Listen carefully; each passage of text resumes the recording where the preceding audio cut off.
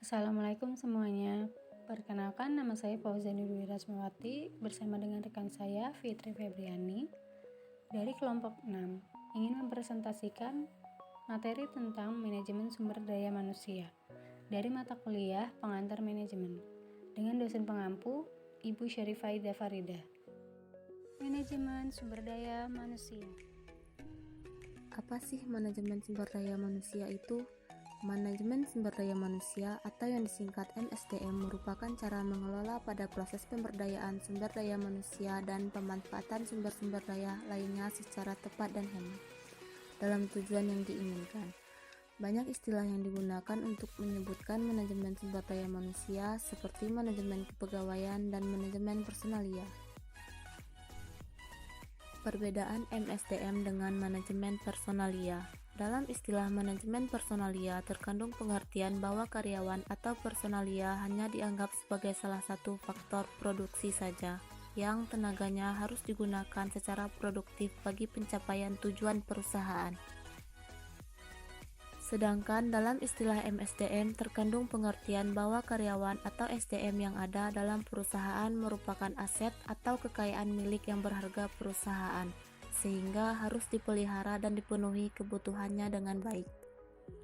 Manajemen sumber daya manusia menurut para ahli. Menurut Mondi 2008, manajemen sumber daya manusia atau MSDM adalah pemanfaatan para individu untuk mencapai tujuan-tujuan organisasi. Menurut Werther dan Davis 1996, manajemen sumber daya manusia adalah meningkatkan kontribusi produktif para karyawan bagi organisasi secara strategik, etis, dan bertanggung jawab sosial. Menurut Schuler dan Jackson 2006, manajemen sumber daya manusia adalah aset yang harus dikelola secara cermat dan sejalan dengan kebutuhan organisasi. Tujuan manajemen sumber daya manusia. Tujuan manajemen sumber daya manusia dibagi menjadi 4, yaitu tujuan organisasional, tujuan fungsional, tujuan kemasyarakatan, dan tujuan personal. Yang pertama, tujuan organisasional, yaitu memastikan bahwa MSDM berkontribusi pada efektivitas organisasional, seperti Departemen SDM membantu para manajer untuk mencapai tujuan-tujuan organisasi. Yang kedua, tujuan fungsional, yaitu menjaga kontribusi Departemen SDM dalam tingkat yang layak bagi kebutuhan-kebutuhan organisasi. Sumber-sumber daya akan terbuang percuma jika MSDM tidak direncanakan secara optimal sesuai kebutuhan organisasi.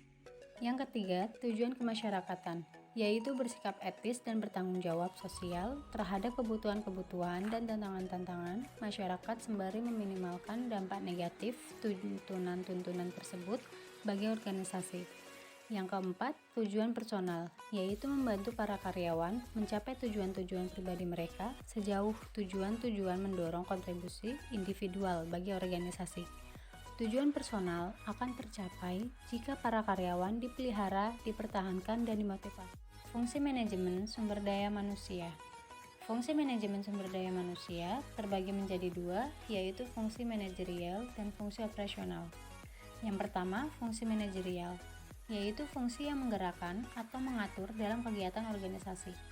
Di antaranya, merencanakan kebutuhan pegawai, mengorganisasikan kegiatan organisasi, mengarahkan pelaksanaan kegiatan, dan mengendalikan jalannya kegiatan.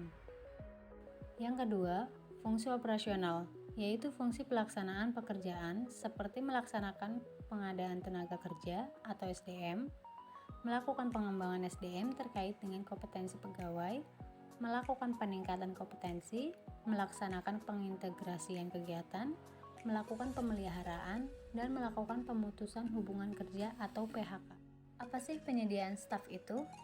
Penyediaan staf atau staffing merupakan proses untuk memastikan bahwa organisasi memiliki jumlah karyawan yang tepat dengan berbagai keahlian yang memadai untuk menjalankan pekerjaan-pekerjaan yang tepat pada waktu yang tepat untuk mencapai tujuan organisasi. Penyediaan mencakup analisis jabatan, perencanaan SDM, perekrutan, dan seleksi. Pengembangan sumber daya manusia. Pengembangan SDM (Human Resource Development) atau HRD adalah fungsi utama MSDM yang tidak hanya terdiri atas pelatihan dan pengembangan, namun juga aktivitas-aktivitas perencanaan dan pengembangan karir individu, pengembangan organisasi, serta manajemen dan penilaian kinerja.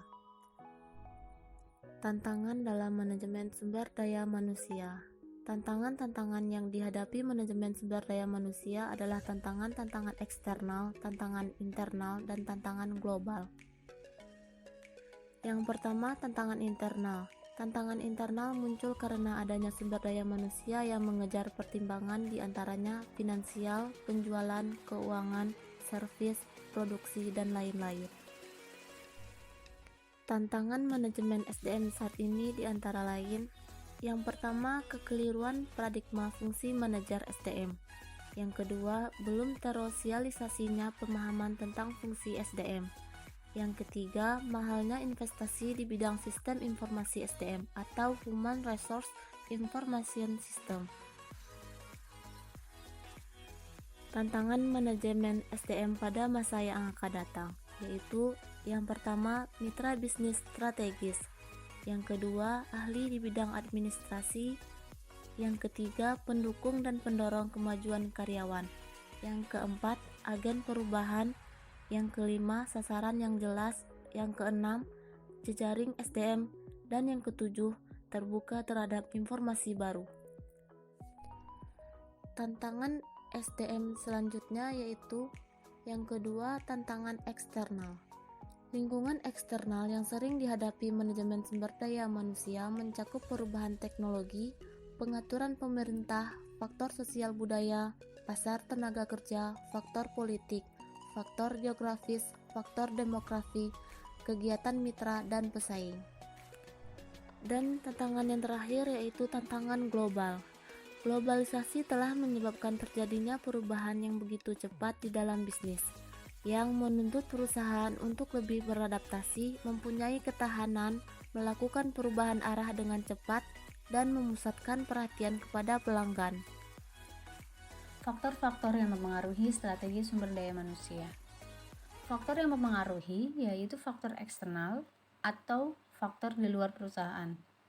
Pada lingkungan eksternal, di mana bisnis yang beroperasi akan memiliki dampak pada seluruh operasinya, terutama berlaku untuk hal-hal yang berkaitan dengan tenaga kerja, yang meliputi konteks ekonomi, kebijakan industri, perilaku pesaing, hukum dan peraturan nasional, hukum buruh yang setiap perjanjian dapat pengaturan yang timbul, standar perburuan internasional, masalah demografi, dan pasokan tenaga kerja, serta pendidikan dan pelatihan.